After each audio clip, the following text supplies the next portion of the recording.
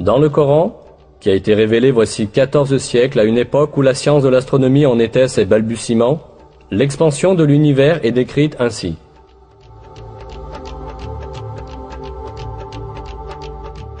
Le ciel, nous l'avons construit par notre puissance et nous l'élargissons constamment.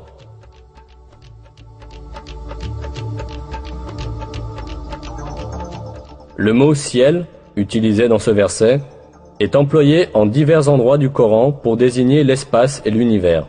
Ici encore, c'est dans ce sens que le mot est employé. Autrement dit, le Coran nous informe que l'univers est en expansion. C'est exactement à cette conclusion que la science est parvenue aujourd'hui. Les recherches, les observations et les calculs effectués grâce à la technologie moderne ont cependant révélé qu'en réalité, l'univers a eu un commencement et qu'il est en expansion constante.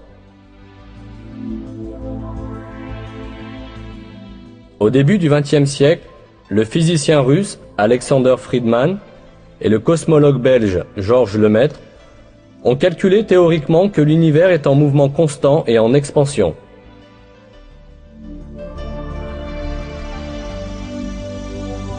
Ce fait devait être prouvé par l'observation en 1929.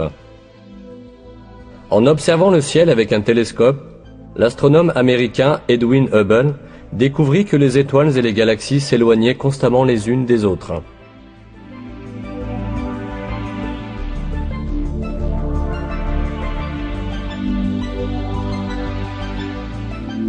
Un univers dont tous les éléments s'éloignent constamment les uns des autres ne pouvait qu'être un univers en expansion constante.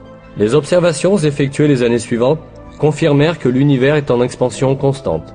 Ce fait avait déjà été expliqué dans le Coran quand personne ne pouvait le connaître. C'est parce que le Coran est la parole de Dieu, le Créateur et le Maître de l'univers tout entier.